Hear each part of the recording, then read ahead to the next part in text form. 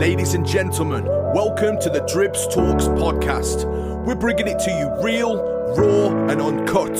A safe place where we can talk about anything and everything. So like, share and subscribe. But most importantly, keep it locked.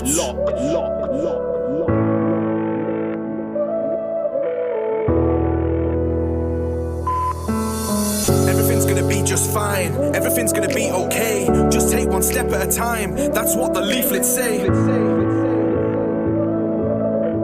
Right then, welcome to another episode of Dribbz Talks.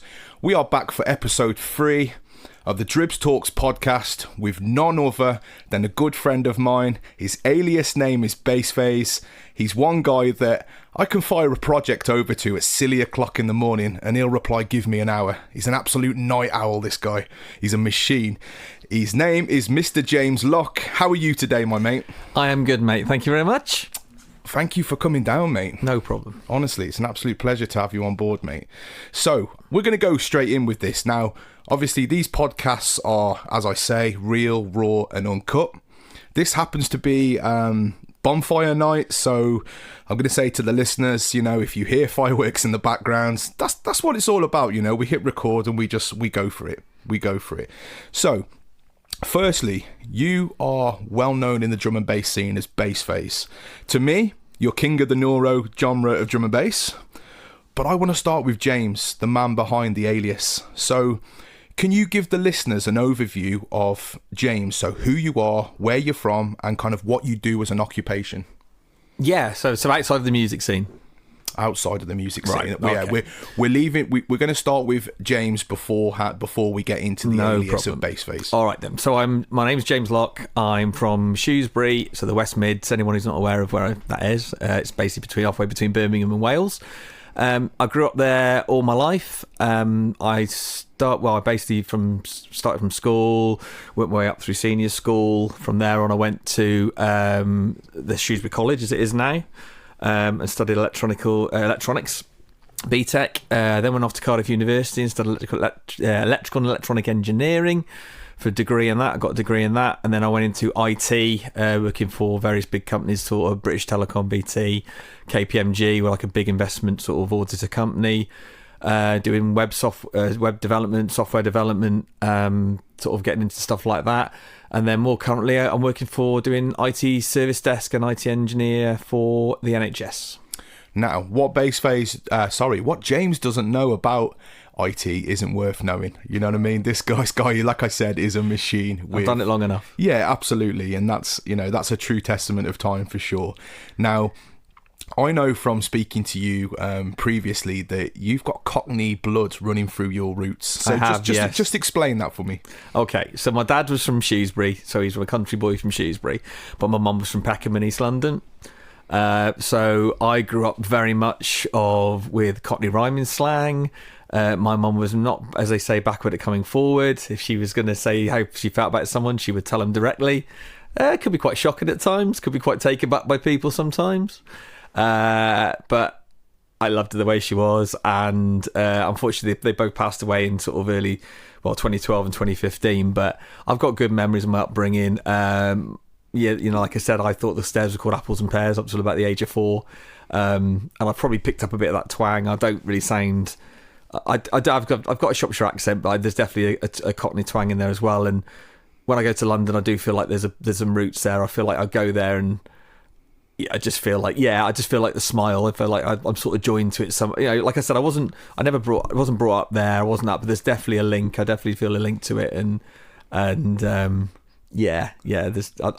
like that part of me. I like that part of me being in my blood and part of that soul. So. Absolutely. I do remember when you headed to London for a gig not so long ago, and I do remember you saying to me that you had that almost feeling that you were home. Yeah, I did. Yeah, and, I'm guessing it probably made you feel a little bit closer to it did. Your parents. Yeah, I mean, like I said, obviously, like I said, I don't want to get depressing, but they passed away. So anything that gives me that little memory or that little sort of thing of it, and I think I joked with you, and I started developed a bit of a Cockney walk walking out of Euston. It was just. That Mickey Flanagan does that joke about the Cockney walk, and it was just like that little bit. I don't know why, it just felt like it. So I do feel like there's a bit of part of me there, and it's good. I do like it. So from the Cockney way of life running deep through your roots, I'm going to test you now. I'm going to test you on some familiar Cockney slang. So Go on then. Get yourself comfy. Go on then. Let's get ready for this. Go on then. Now, the first one, you've pretty much answered in your last explanation, and that was the apples and pears. Stairs. The apples and pears, you've got it. So, Yeah. ding, you got that one, mate. Oh god, I've got one. That's good. Okay, That's good. you got to get 4 here Oh, man. Go on, to have true Cockney roots. You need to get right. 4 here, mate. All right, So- you're having a bubble here. You know that, don't you? Hey. So, dog and a bone. Phone. Absolutely. Ding. Ding. That's You've 2. had apples and pears, so that's 2. Bees and honey. Money. Jeez, you've got it. Ding. Give me the bees, son. Give me the And bees. the final one, I mean, I could have done quite a few here and really got you, but the final one is China plate. State. Or hang on. Not quite state. It does rhyme with state. China plate. Mate, as in mate. It is indeed. It's mate. Full marks Me to old you, China. my friend. Me old Full marks China. to you. Well done, mate. Me old China. Should have known that. You passed that, mate. I'm sure should your have mum would known be that. very proud of She that. would be proud of that. Yeah, she would be proud of that. Well done, Me mate. old Well China. done. I forgot about that one. 4 Yeah. out of 4. Oh, there, that's good. mate. That's good. I feel relieved now I got those. I was going to do a few more, but we'll stick to 4 because I've got like at least 20 questions to answer. I'll chuck them in so- as a talk, and then you can pick them up. Then that's all right. Well, don't leave it to me, mate, because there's no London that runs through my veins, mate. So No. So you mentioned that you work in IT. I do. Can that be quite stressful at times? Yes. Yeah. Yeah. I mean, the jobs I've done over the years, like a lot of them in like software development, so a lot have been just delivering to sort of deadlines, code not working, so that can get a bit hard work sometimes. It's stressful. Luckily, I've never had to sort of do on call, but I know people who have, and it can be, it was tricky. I mean, we had a time when we lost. I don't know if anyone knows email. There's things called Exchange service that used to run the email systems, and we lost those. We were at the NHS, and we literally had the exec knocking on the door every 2 minutes, going, "Is it working yet? Is it working yet? Is it working yet?" That's a load of pressure, that, isn't it? Yeah, Jeez. and not they weren't being unreasonable, because obviously it's needed for, but you realise it's a bit like that thing in it. You take electricity for granted until there's a power cut, and then you're like straight away you're like, "Oh, what do I do now?" Yeah, and technology is great when it works, but when it doesn't work, it's an absolute pain in the ass. Yeah, Let's face it. and then things have changed recently. Obviously, there's a lot going on with cybersecurity at the moment. Obviously, with everything like the current climate we're in, and a lot's going on in the world at the moment. So there's a lot of work on cybersecurity, fake emails, spam, viruses, AI. There's a lot to do with AI at the moment. AI is going to take over the world, mate. AI Come is on. not digressing off what this is about, this podcast, but it is quite scary, and it's got a lot of advantages. It brings a lot of good things to to everybody as a tool, but there's obviously a lot of other things that need to be addressed, and a lot of things that need to be dealt with. And I think personally, we're getting away from ourselves a little bit. We're looking at the excitement, not realising what could happen if it all goes wrong. Yeah. And like I said, I don't want to go into loads, but yeah, I think it's exciting times, but we just need to be a little thought into it. Yeah, I totally agree, mate. But please bear in mind that these podcasts, we can discuss anything and everything. So if you come off topic, there's really not a problem with that. I've noticed that like in the industry, they're having, whereas you would have ghostwriters, meaning you would have people that would write for your lyrics behind the scenes. People are now relying on AI to write these lyrics, and well, not only the lyrics, that's quite scary. I'll go into sort of brainwave again, but I'm not going to mention names, but we recently had a artist who approached us with a track, which was good, and it was all right, and we obviously, as a label, we sort of give feedback and we say, yeah, it's great, but if you could just change or tweak this or just make that would be perfect. We'd be happy to go for that. We approached an artist recently and we said to them, if you could just make these changes, that'd be great. They were like very much, well, why do I need to make these changes? Quite rigid. And yeah. And okay, artists can be like that sometimes. I'm a producer. Sometimes you can get a little bit protective of your tracks. And I was just like, okay. So the guys went back to him and said, look, if you could just make those changes, that'd be great. If you want to release with us, that's great. Anyway, we found out afterwards through various different sources that the whole track had been written with AI. Serious? Yeah. Wow. So it was a bit of a no, we can't have that. It's not really fair on other people. Okay, use it as a tool, but you can't really take the credit for something that you saying you've written when you haven't. If he'd come to us originally and said, you know, I've done this amazing track with AI, would you consider? We might be like, okay, all right, you've used that your thing to create it. But he was trying to take the whole credit for every aspect of it, and it's like, you can't really do that. Yeah, that's you know, when you've got producers that are genuinely putting in the work and the time, the hours. That's it. The hours, exactly. And then you get that. That's it's quite a sad thing, really. But for the listeners that don't know what Brainwave is, I'm not going to go into that yet. James has obviously touched on it being a label, but there is, you know, forthcoming questions in the podcast which will, you know, confirm what Brainwave is and what it's all about. Yeah. So with your IT work, you know, the area that you're in, what made you first get into that area of work? So when I was a kid, I was probably about 6 or 7. My dad bought the first computer home. And he was quite into reading. He was quite into sort of science and things like that. So when you could get, like, you won't remember this because you're too young, but basically there was a time when you could get like your first home computer, and we're talking sort of like 82, 83, and it was like this whole big thing. You could get your own home computer at home, funnily enough. And so my dad bought the first computer, and I sort of got into it, and he started to program games. So you could buy a magazine or you could buy a book with all the code in, and you could create like these really sort of simple games. So I sort of started getting into that because I was pretty more geeky when I was younger, and so I started getting into that and writing my own code and writing games or tweaking the code to like make the game do something different. And then I realised I had a bit of a sort of talent for it, or I could do it. Like I find it quite easy to write this code in, so that just sort of followed up really. But then I realised I didn't want to go into an office job. I didn't want to be sat in an office at a computer, so I got into doing like the electronic side, the electrical side, where you were like making circuit boards and processors and things like that. But unfortunately the market sort of fell out of that because they weren't really repairing anymore. They were just producing new boards. If a board broke, they were just chucking them away. They weren't repairing them. Like you used to get like the old TV repairman would come round and he'd like fix your telly there and then, and that wasn't the case. So I got into that, and then from there on really I got my degree. A really good graduate scheme came up with British Telecom with BT, and it was a software job. So I was like, well, even if it just got me into a couple of years, then I can move on to other stuff after that. And then from then on, just stayed in software. So I mean, how long's it? Because you mentioned even if it got me into a couple of years, how long's it been now? This is, God, well, that was 1998. Wow. So that was 98. I got the job with BT. It was a really good job, actually. I worked with some really nice guys. I'll tell you a story about that, actually. It was really good. Go for it. So I was a snot-nosed graduate. Most of the guys I'd worked with, they were, funny enough, a lot were in London, so I went to London a lot, went down to St Paul's a lot. And I worked with a guy called Bernie, who was really nice, and a guy called Will, who wrote some of the systems for BT. And when I went for my first meeting with them, I had to go to Angel in London, which is a place in it's an area in Islington. So when they had an office there, I went up to the office, and I'm sat there like as a small graduate looking at everybody else, and they're all like looking at me, and I'm like, who the devil's this, you know? And I looked at Will, so I'd met Will before, and he was like, don't worry, just sit there, you'll be fine. Anyway, so I sat there like this, and they're talking about these systems, and the systems had acronyms, they all had names, and one was called Rose and one was called Tina.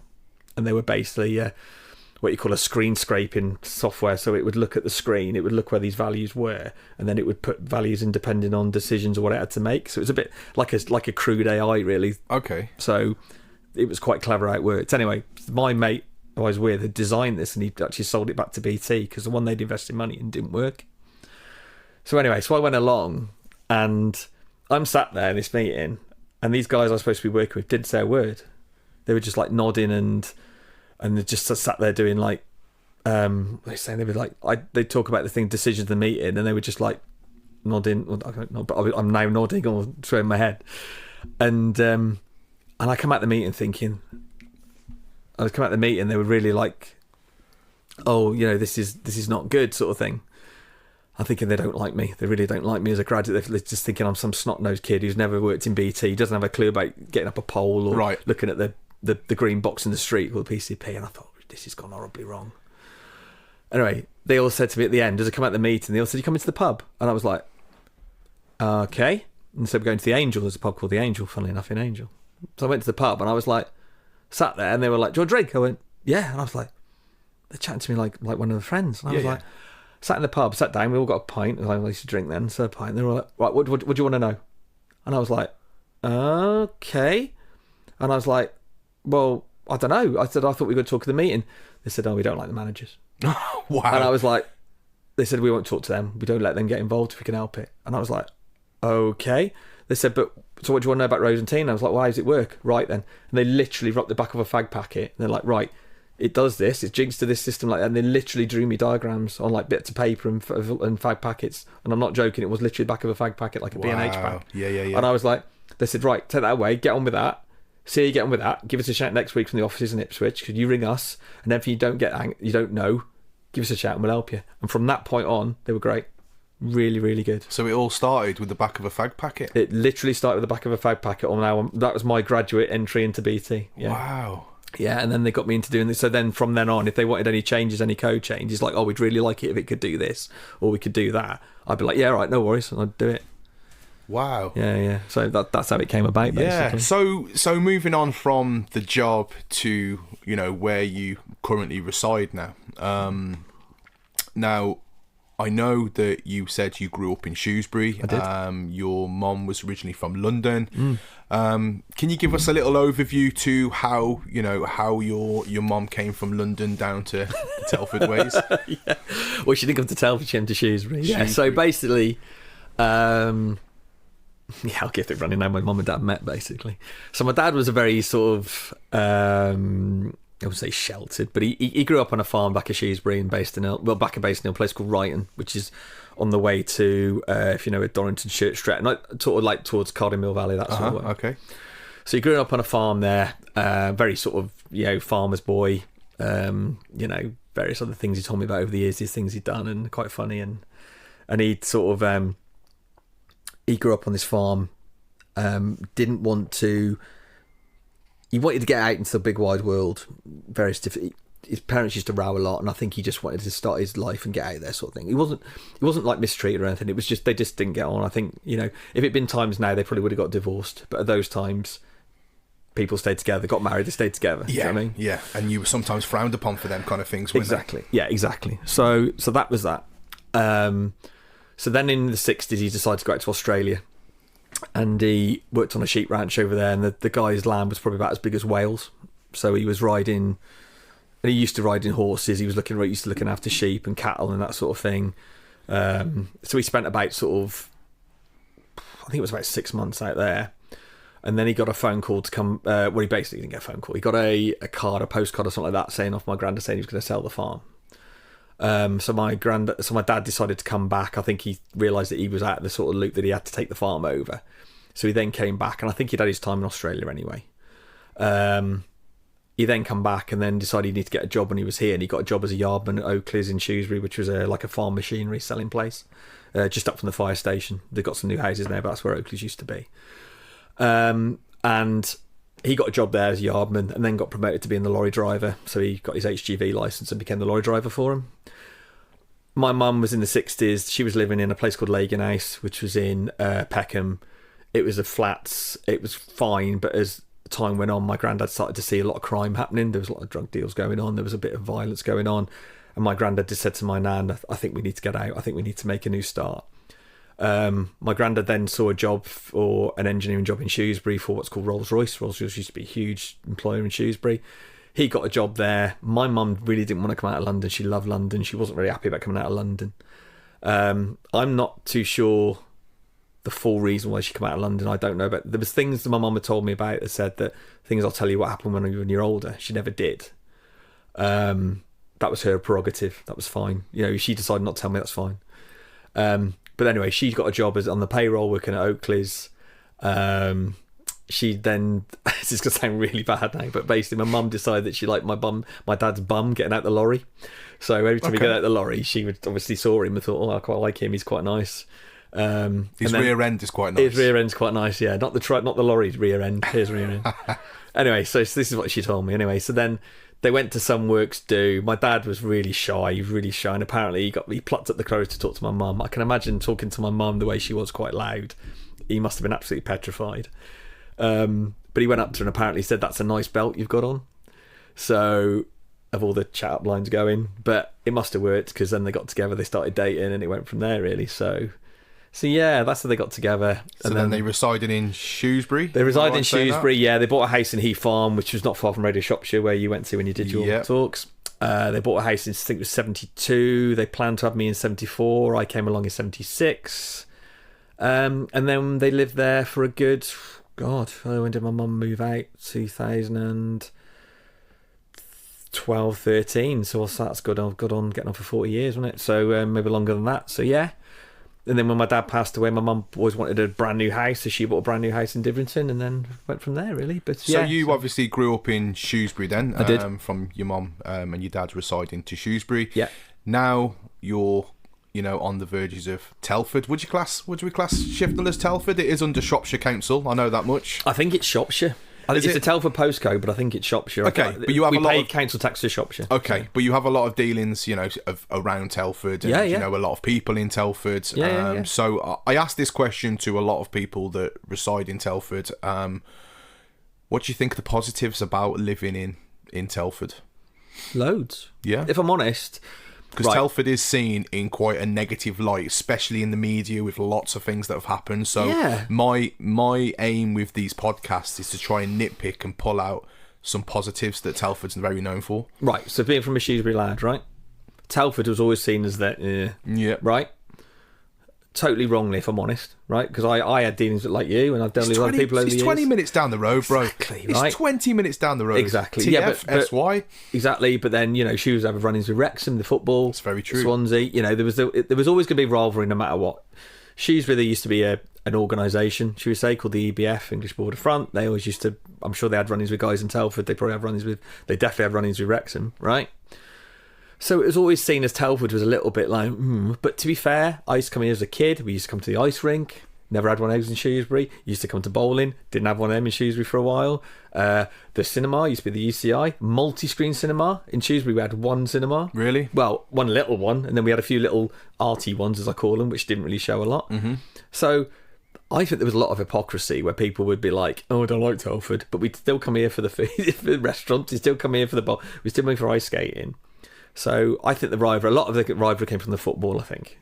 As far as places go, I like coming to Telford as a kid. I was used to have, you remember this, but there used to be like where Aldi is now, there used to be a place called Carryforth, which was like a big sort of department store, and my mum used to like coming here, and I'd like coming here, because when you go to the town centre, you go out in Shrewsbury, you get rained on around the shops. Come to Telford, all indoors. Of course, yeah. Great. You come round, used to be a Sainsbury's here, there used to be that, we didn't have one of them in Shrewsbury. I mean, this was all days for the retail park, so you come here, there was loads of stuff. So, and taking it forward to the future now, I think Telford, people are going to hate me, should be saying this, but I think Telford provides a lot more. You got Southwater, which is great to come to, the ice skating rink, like I said already, the bowl, and the ICC, the exhibition centre. Do I think it's shedding a bad light? Yeah, I think with current stuff that's happened recently in the press and the all the things going on, I think it's a bit unfair. And I think those things that have happened in Telford happen everywhere. They do happen everywhere. I think it's unfair to count Telford as a place and say, the Telford's known for that. Well, okay, it happened up in, not Rotherham, what's it called? Rochdale. I'm sure there's probably cases of it happening in Shrewsbury or various things, similar cases that are happening there. This is what has me thinking, because I'm a bit of a local boy in the aspect of I love my hometown. I love my Telford history. I'm very much into like what used to be here as opposed to what's coming. Yeah. I love stuff like that. Excuse me. And I chucked Telford into Google and just to have a look at what posts were there, and all I was seeing was all the bad bits. And to me, like, with the aim of these podcasts, as much as giving you guys a platform to speak, share your stories, I will also want to find out off different people what they like about Telford, because let's celebrate some of the stuff in Telford. Like my last guest from episode 2 mentioned about the amount of talent that's in Telford. And I'm not just talking people that can play instruments. I'm talking like artists, as in drawing, painters. Absolutely. There's so much talent in this town, people that haven't even been what would you call it? I'm trying to find the words.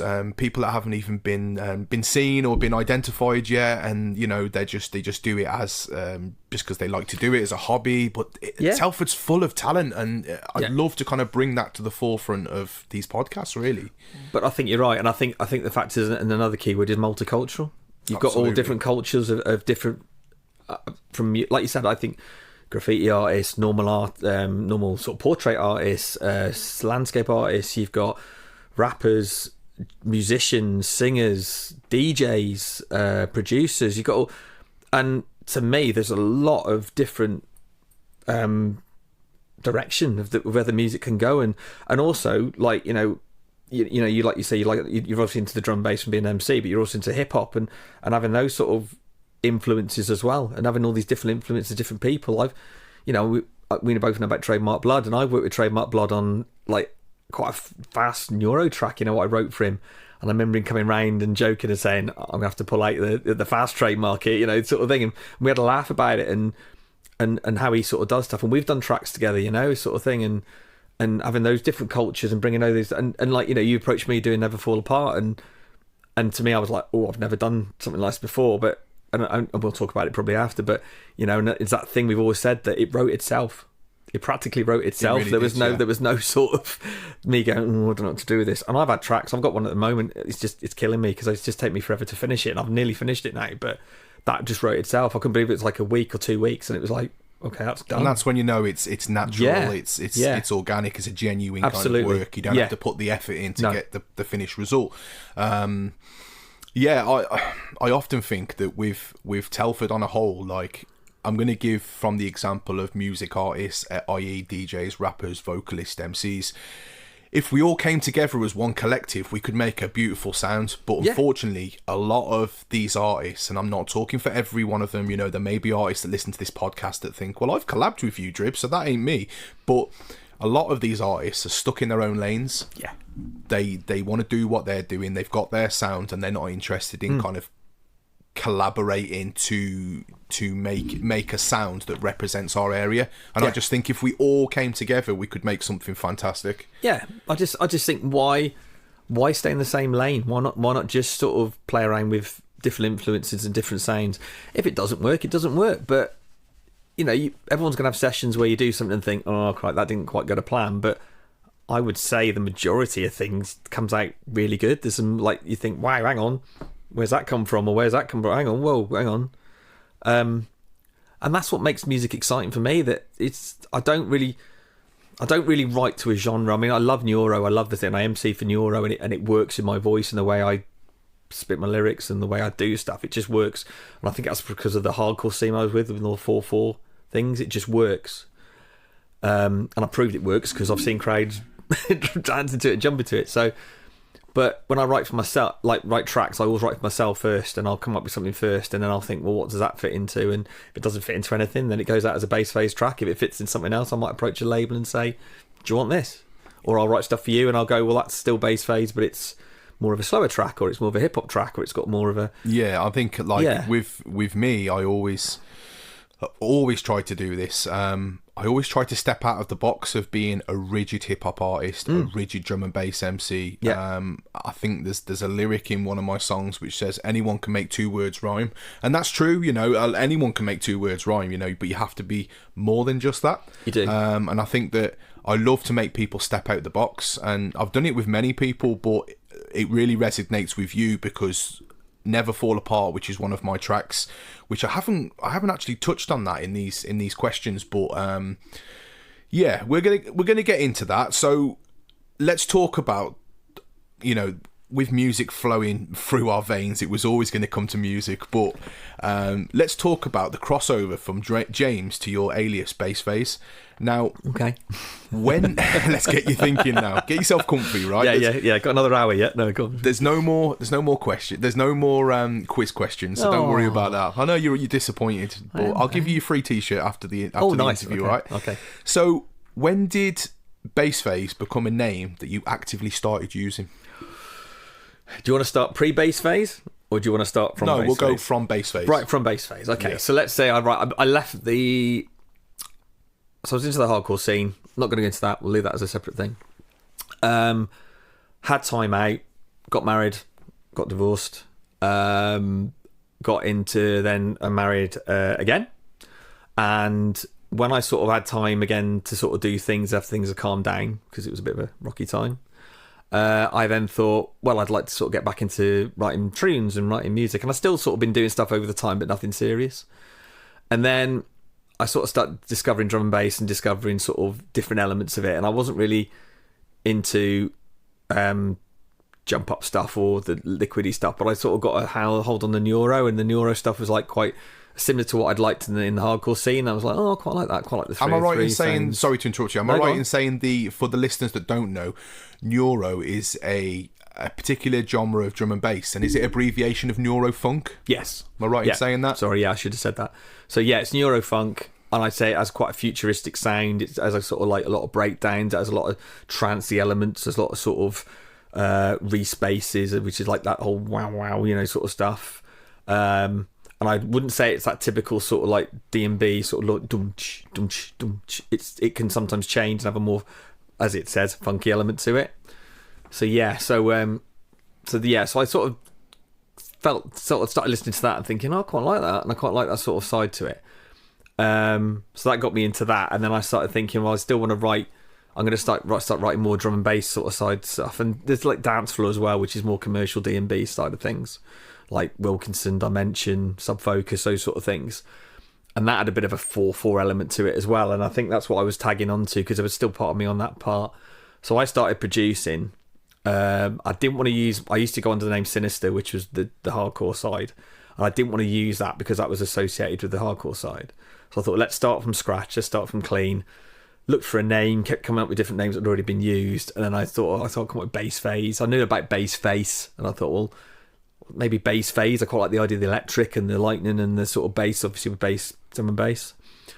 So I come up with that name. Bought the website name for it that was available, so I thought a lot of that was to do with if I had to pick a name that was available, so picked all that and then started building from there, and then started doing tracks. Once I got to a level that I was happy with again, I started sending stuff to BBC Introducing, started doing a lot of streaming stuff as well. I'd be streaming Eurofunk tracks, dance floor tracks. I think that's how we sort of met, wasn't it? You were picking up on the streams and people like that. Yeah, and I'd obviously seen you at the events for Subvert as well. So, and then we sort of got together and chatted through that. And then I gradually built from there, and then started doing more and more tracks, got sort of promoters involved, and yeah, just went from there really. Started releasing stuff. So you've touched on the fact that pre-Bass Phaze you were Sinister, am I right in saying that? In the hardcore scene. So that was kind of my next question. What I was going to say was, have you always been involved in drum and bass, or have you worked with other genres? So no. do your thing now and explain prior to drum and bass where you've come from. Right. So I was at college probably 93, 94. Was well into the Prodigy. So I was really into the Prodigy. My mate come into college with experience on his Walkman. That's how old I am. Now I do believe that is my dog. So just like Series 2, the dog... Hey, the dog's back. Yeah, the dog's back, but at least he hasn't farted this time. No, he hasn't farted, no. I don't mind dog farts, he's fine. It's all right, he's fine. He's all good. He's all right. He's just coming to say hello. Anyway... that's not a random baby crying or a child moaning. That's the dog. Anyway, it sounded like someone let a balloon off. That was a weird thing. It was a bit weird. Anyway, right, he's gone now. I can see him. That's fine. It's all right. We're keeping it raw. That's what it is. Exactly, raw, real, and uncut. It made me laugh. I was like looking around, going, "What the hell is that?" Anyway, right, go back to what I was saying. Right, so 94, I was at college and went into the Prodigy. My friend came in with the Experience album. If anyone knows their history, first Prodigy album. I was like, listening to it, I was like, what the hell is this? What is this? I want to know what this is. Not having a clue who they were. I'd sort of heard tracks. When I was at school, people bought rave tapes in, and I'd heard tracks, but not like Charlie, which I'd never heard. Didn't realise it was them. Is that early Prodigy? Because the only Prodigy album that I recall from being a youngster was... You're really old, that, Gordon. Oh, I'm sorry, I'm at this. The one with the crab on the front cover. Back of the Land. That was like the third. Is that new? That was like the recent third stuff. album. Oh, God, that's like showing our age. Album. Yeah, there's a bit of a difference in age with me, Bass Phaze, but, you know, it's all good. It's all good. Well, my favourite album there is the one before, Music for the Jilted Generation, which is the one before. Anyway, right. So my mate Craig brought Experience in. I was like, oh my God, this is amazing. what is this? I don't know this genre. What is this? So I then bought it, pretty much wore the tape out of the Walkman. I had to go and buy another copy because I wore it out. Bought the CD, done the usual thing. Anyway, I then got a magazine called Future Music because I'd sort of saw Liam on the front. If anyone knows Liam Howlett from The Prodigy. And I was like, oh, I want to get that just to sort of find out how he writes stuff and how he makes stuff. Not really getting into the music side, but I think I'd be really interested. Bought it. And I remember reading it and thinking, well, hang on, that I could probably do something similar to this, being a bit naive. But so then I went off, got some computer programs, what these called trackers, which were like programs where you could just put samples together in like drum loops and things like that. Wrote some stuff like that, started putting stuff together, showed my mates and just said, oh, this is what I'm trying to do. And they were like, oh, that's quite good. That's all right. You're sort of on the right tracks. And listening back to them now, I'm horrified because they don't sound any good at all. But obviously my mates are trying to support me. So anyway, I got into that, got to a point where I was doing really well. I then went to Cardiff Uni and got to a point where I thought I need to buy my first keyboard. What used to have what's called workstations. They were like a keyboard all in one. So it'd have like a sequencer. This is all before computer audio workstations. So I bought my first keyboard that had a sequencer of that on it, writing songs and basically started writing tracks on this. And then I gradually built from there. I bought more kit. I bought a drum machine. I bought a sampler. I bought another keyboard to make other sort of sounds. And then built it from there. Started doing more demos. Started getting into, when I left uni, I started getting into the hardcore scene. A lot of my friends were raving in Shrewsbury. I came back from Cardiff and they were like, oh, you're going raving this weekend. Do you want to come? And I'm like, yeah, go on then. I don't know what's into. Then I went to Kinetic in Stoke, went into a room, everyone's jumping like that. And I'm like, I'm home. I wasn't really into normal clubbing. I wasn't a beer drinker. I wasn't into that.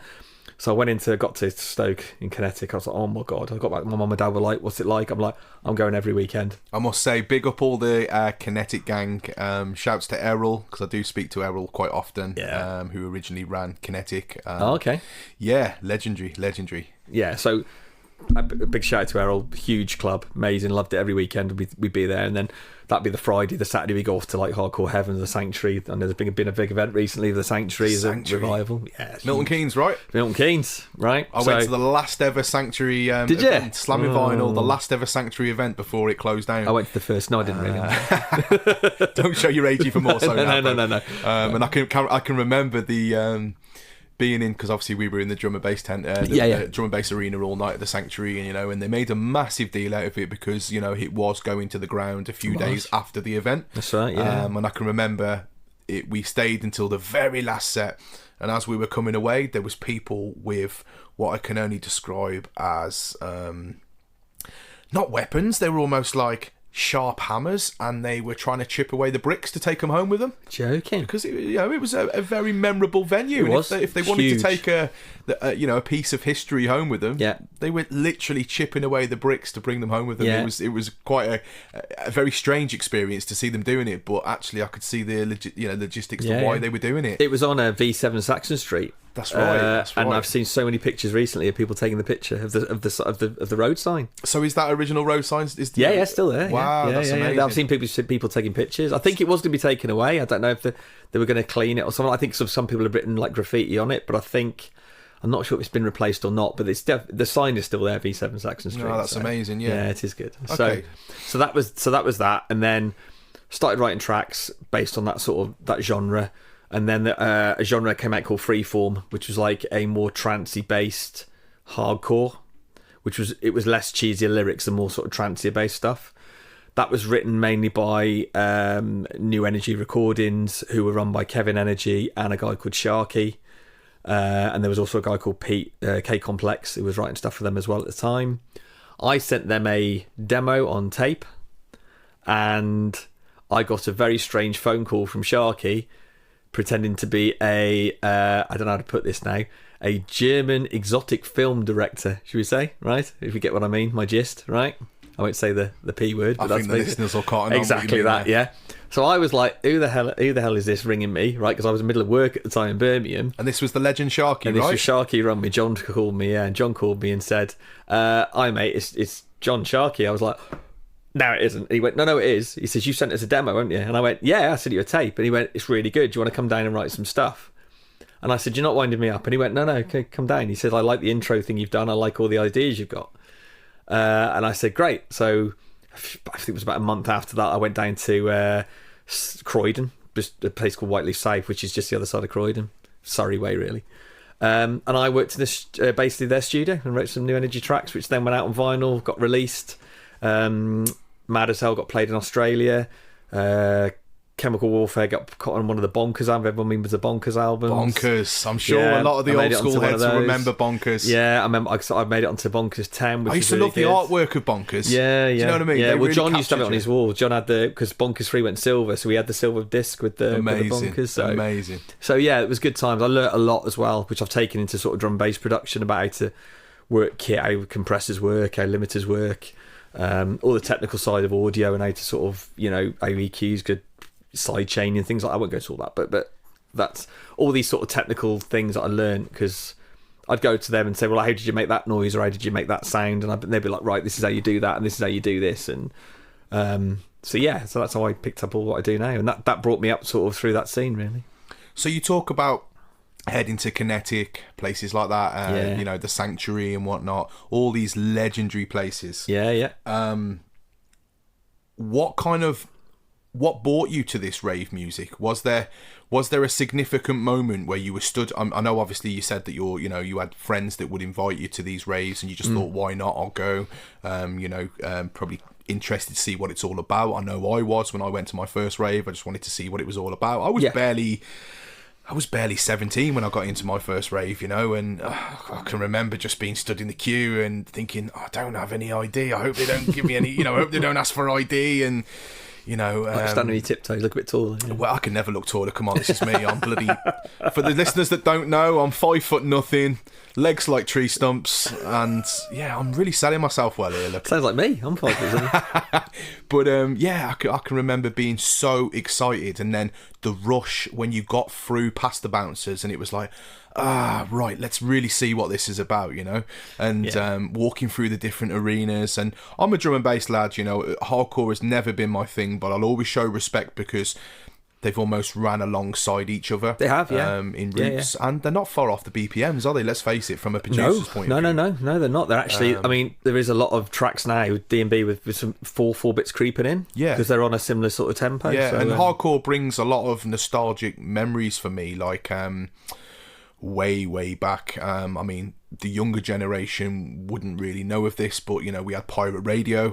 Pirate radio was massive for us, and that would be where DJs would go, and they'd have makeshift studios where they would DJ live on air on an FM dial illegally. Yes, there was a bit of controversy around that. The DTI were always on their backs. They were, and for those that don't know, the DTI are basically the police of the airwaves.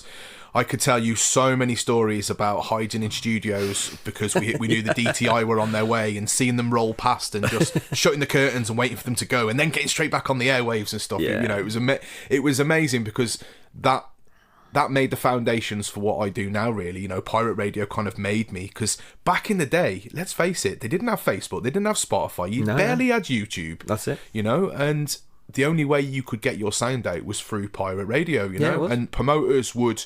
I can always remember, there was a Nokia 402 in the studio, and promoters would text that Nokia 402 to book you for raves. That was the way it was, and you couldn't put a flyer out on Facebook, because like a lot of people do now. You'd either print the flyer or you'd pay to have the advertisement read out on the pirate radio. You'd pay a tenner and have your event read out, a jingle, in between shows. Yeah. So what I'm trying to say is here, like, hardcore for me, early pirate stations, before I actually got involved in performing on them, I would listen to them at like 14, 15 years of age. And that was when Heart of Gold was playing. Force for Styles. Exactly. Pretty Green Eyes, Shooting Star, them kind of things. So for me, I don't know whether you would class that as the cheesier side of hardcore. To me, that it probably is. Is that almost happy hardcore, would you call that? Yeah, but I've got good memories from that, because my mate, that's how I sort of started MCing, really, with my mate DJing, because he was well into his happy hardcore. Right. So I went round his house one day, and he used to be into rock. He was into like Def Leppard and things like that. And I came back from, I feel like what got me into the rave as well. I came back from uni, and suddenly I went out to his house, and I could hear his hardcore playing, and I was like, well, this is a bit different, thinking it was his brother playing it. And then he got to tell me about the raves and stuff like that. And then we got into it. And then he was DJing, and I sort of got to know about MCs. And I was like, shall I have a go at MC? And he was like, yeah, go on, we'll have a laugh and see how it is. And then I sort of got into it and quite enjoyed it, and then started, perfecting my style. And then we started giving tapes out to friends who were listening, and we were like, this is really good. We like this. We're going to do some gigs. And we're like, well, yeah, we'll try and send them off to events and try and get some bookings. And we did all right. We got some up and coming tents and things like that, and it was good. So that got me into the MCing, really. That's how I got into that. So, really? Yeah, starting off with that. So, and do you want to shamefully tell them roughly how many years ago that probably was? Oh, God. 98? Yeah. 98-ish, probably, yeah. It was after uni, so it was about 98. So, yeah, God knows, what was that? What's that? 30-odd years ago? Yeah. So that got me into that, really. Yeah. But it was the hardcore. I've got respect for the hardcore scene. It was good at the time, and I had some great memories. We used to go to, I don't know if everyone knows Connecticut, but if you know, I can't remember what it's called now, the lake. We used to go, let me think. It was Lenton was where the place was, and no, it wasn't. It was, I can't remember what it's called now. We'll come back to that if you remember. Yeah, Burslem Lake. So you started off obviously as a raver, then you started, making beats and whatnot. Can you remember the particular moment when you first decided that you wanted to DJ? Yeah. Because I know for me as an MC, the first moment that I decided that I wanted to MC was the Royal Bath and West Showground. It was a slamming vinyl. Shepton Mallet, that place, man. I mean, it was a good venue, but it stunk of pig shit. Well, it was near a farm, but yeah. Yeah, well, they kept live animals in the day, and they actually carted it all out just to have a big-ass rave with loads of... It was just mental, but you went in there and it stunk of pig shit. It was basically a cattle yard, wasn't it? Right, there you go. And I remember walking into slamming vinyl, walking to the stage and watching a very young MC X-Man, which I'm very blessed to be, working with him now in different promotions. But anyway, a very young X-Man and Skibbity on stage, and I just stood there in awe, and I didn't know what this was, but I wanted to be a part of it. I wanted to, I didn't know I could make any words rhyme. I didn't know that I would make such a wave in the scene for up and comers, but I just knew that I wanted to be a part of this. I didn't even know how I would even begin to be a part of this, but that was for me the turning point for me. So what was the turning point for you with the DJing?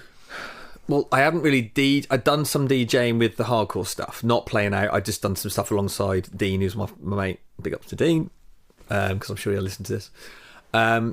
And I sort of done some stuff with him, and he was more into the epic hardcore. I was more into the trancey freeform stuff. So we just have sessions at home playing, and I'd sometimes, if we were playing out somewhere, he'd say, "Oh, do you want to have half an hour on the decks?" And I'd be like, "Yeah, I'll have a go," sort of thing.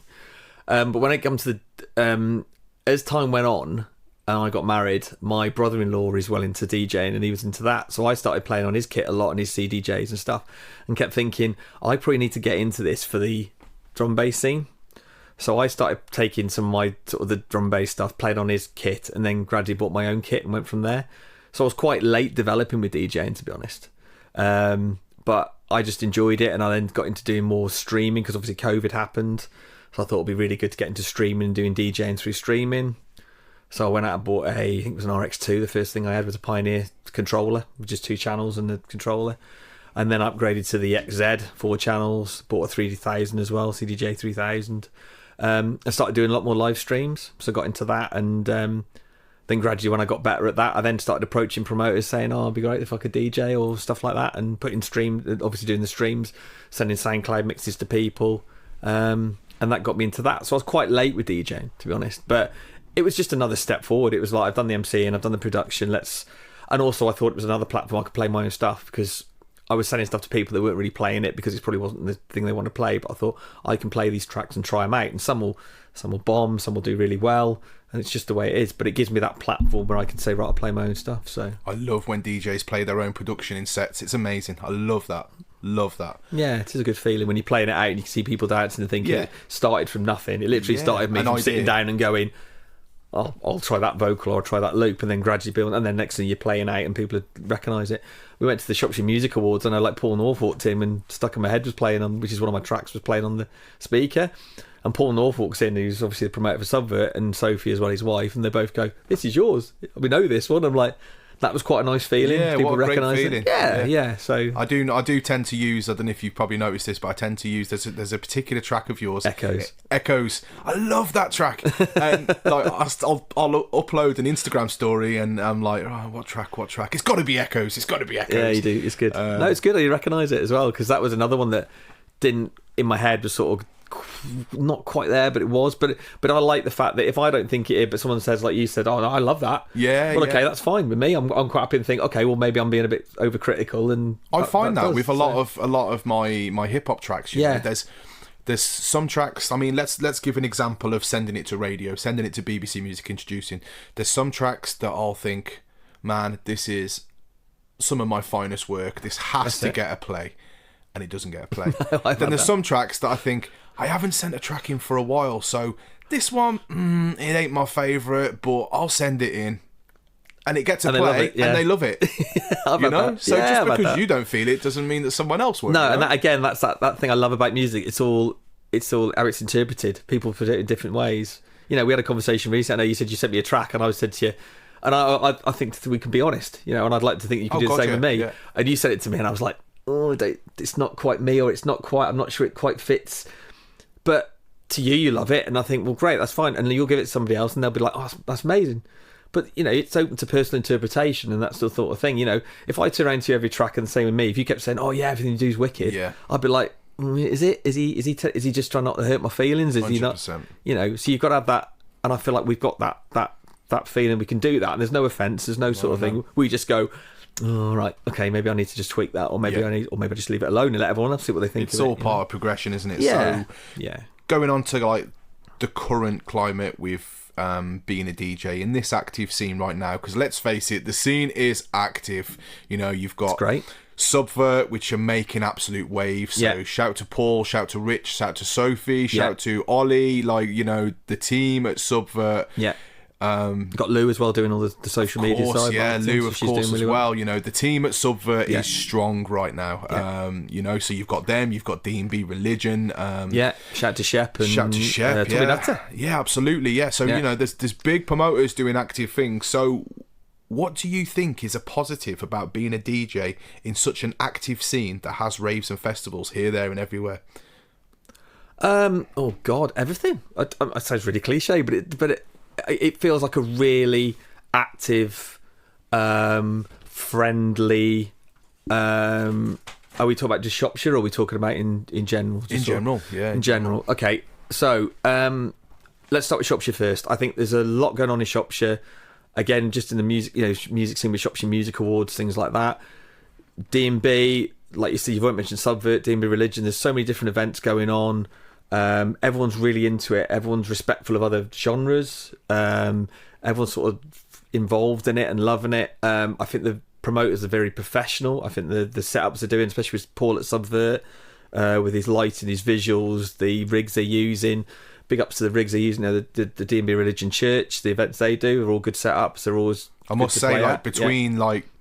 I mean, hold that thought there, but between Subvert and D&B Religion, like, you know, myself and Monchi, who, for the listeners that don't know, who is a lifelong friend that I MC back-to-back with everywhere, as a bit of a, you know, a duo, and you know, we go to a lot of raves, and I must say D&B Religion and Subvert are two of the most professional raves that we have. We know that when we get there, there's mic monitors, everything's set up good to go. Do you know what I mean? There's your water's there, lads. This is, you know, here it is, everything you need. It makes it a lot easier for us. It must be the same with you as well. Yeah, it is. I never have any issues of getting to the sites. I mean, big up. I mean, we got the Revolution guys at Oswestry. You know, they have a good little setup as well. You know, they're up and coming. Yeah, big up Pixel, big up Slimmy D and Tactile. Yeah, Slimmy you had on the week. Yeah, exactly. R3 gang. So they're doing a good little scene at Oswestry. That's all coming and building up. So that's great, and they're always professional. Big up to Carl and Pam who do the audio systems for those. You know, is it Stack 4 sound system? Stack 4, that's it. They do a great setup. They're always friendly. Pam's always funny because she'll always look at me and see if I'm redlining, and I'm always a bit like, no, I'm not redlining. Look, you can see, look.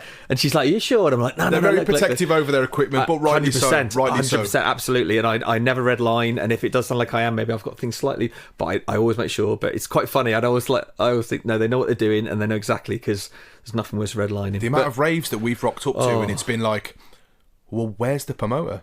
Oh yeah, yeah. Where is he? He's nowhere to be seen. Where's the engineer? Sometimes where's the sound engineer? Where is he? You know, it just there's no mic monitors, lads. No. Oh, right, okay. Yeah. But I know for a fact that when I rock up to D&B Religion, when I rock up to Subvert, Revolution, I know that I'm getting mic monitors, and the promoter is about. Well, I've seen Rich walking around at Subvert doing the engineering. So he's obviously listening to the rig and making sure it's sounding great. Rich is a legend. Rich is great. Big up to Rich. Lovely. I've seen Carl walking around with an iPad, obviously with dynamic EQing and stuff, so he can see. So he's listening and tweak that, change that, depending on the artist playing as well. So we'll tweak it depending on who's playing. Because I remember one time at Revolution, he says, "Oh, I know you play Neuro, don't you?" And I said, "Neuro Funk, yeah." He says, "Oh, I'll just tweak it slightly because that's slightly different to jump up." Nice. You know, to me, that's like great. That's you know, catered, you know what it's you're catered. doing. I mean, we had a proper geeky talk about EQs and God knows what else. So it's it's really good. So big ups to them. So yeah, so as far as the scene goes, I think it's really exciting. I think there's a lot of stuff coming. Yep. And I went to a Neuro. I went to the Virus and Eat Brain event in London the other week at the Steel House, I think it's called. Is just off Upper Thames Street, and that was amazing. The sound, the quality. Again, I saw a guy walking around with the EQs. We had all the AI visuals going. The morphing visuals you get, all that sort of things. Unreal. So like as an event outside of Shrewsbury, the Shropshire, I was like, this is big. There's some big events going on in London at the moment. It's huge, and I don't know when you want to mention Brain Ray, but we'll talk about that. But I think at the moment it's really exciting. I think there's a lot going on. I think there's a lot of up and coming artists who are doing really well and have got good futures. I know the clubbing scene as such is failing. I know like the costs and ticket sales, things like that. I know festivals are doing quite well at the moment. They're doing okay. So I think if we could get through that, I think we could just get to the other side of that, and bring clubs back more in as being a thing people want to go to, and maybe ticket price. I don't know the full aspects of that side of things. That's more the logistics sides. But if we could get through that and build it up, we're on a winner. 100%. So aside from the DJing, you're also a producer who spends many hours behind his computer. Let me tell you. I do when you ring me, yeah. No, I'm sorry, man. Joke. Bass Phaze, he is a night owl, a lot like myself. I can message this guy. Like I said on the intro, I can message this guy at 1:30 in the morning, and by 3:00 I've got a link sent to me and it's done and dusted. It's mad. Like, he's the one guy that I can really count on.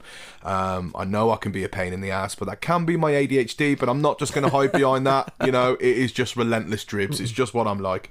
So aside from the passion's what it is. This is it. And enthusiasm. Slimothy D calls it the Jack Russell behaviour. It's like, the dog with a bone.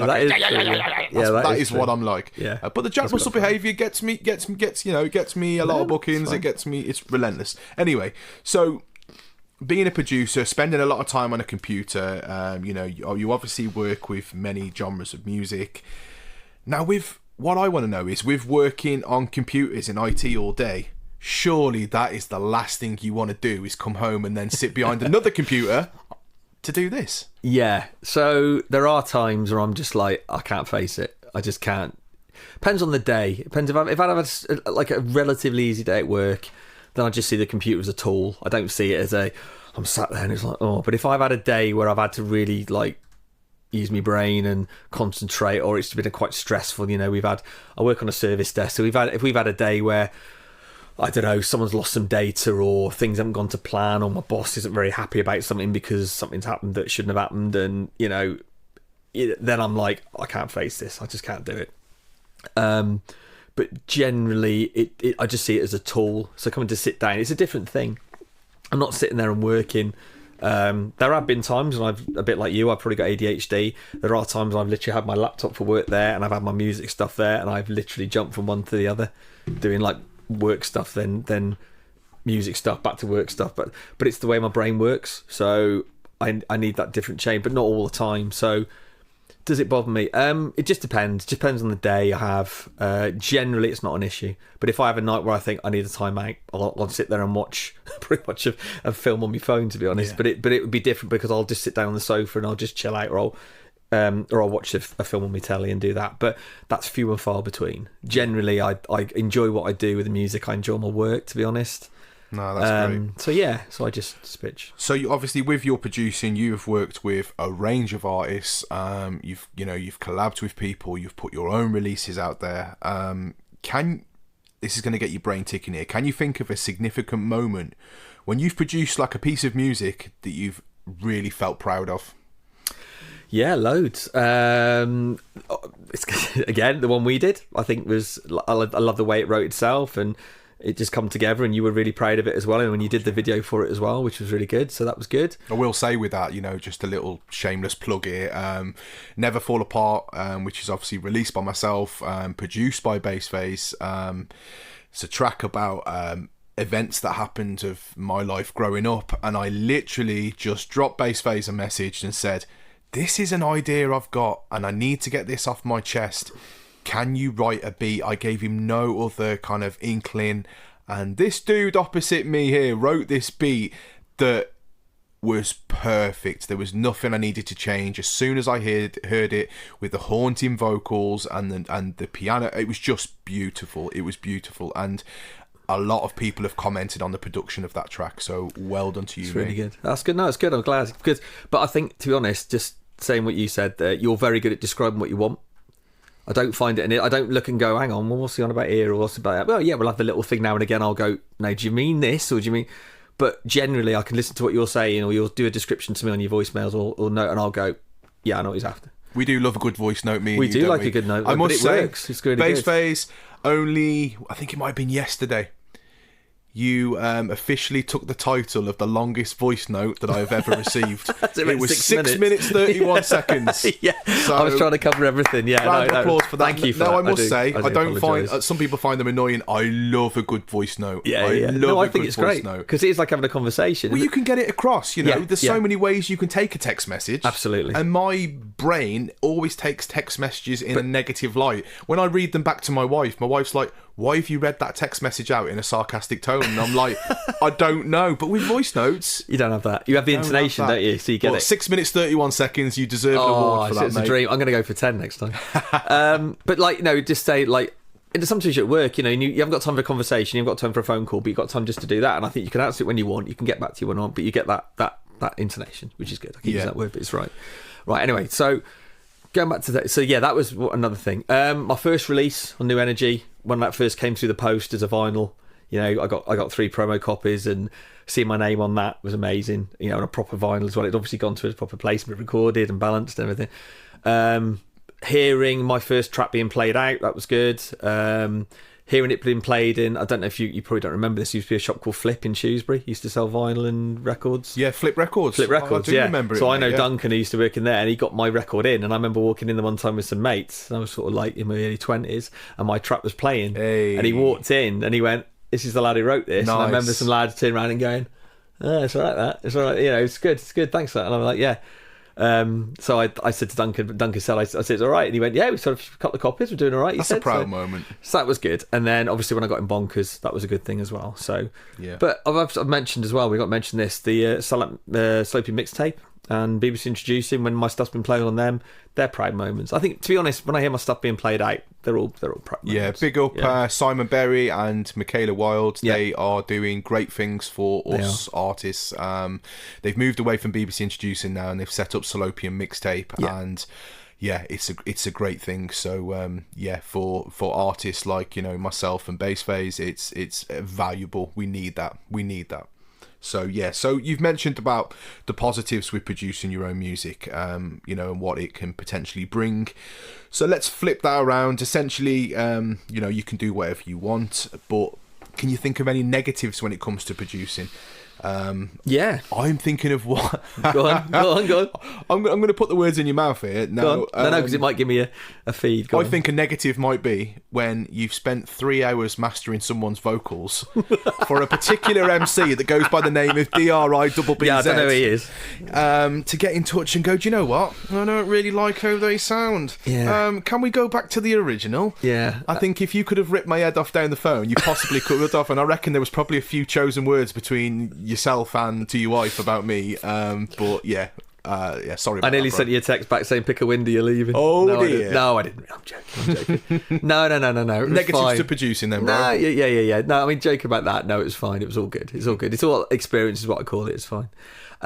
Negatives. Yeah, time. Something that's going to be frustrating. Sometimes you don't get a track that just won't work. Just doesn't seem to come together as you wanted it to, or you have an idea in your head of what you think it's going to sound like, and it doesn't come out that way.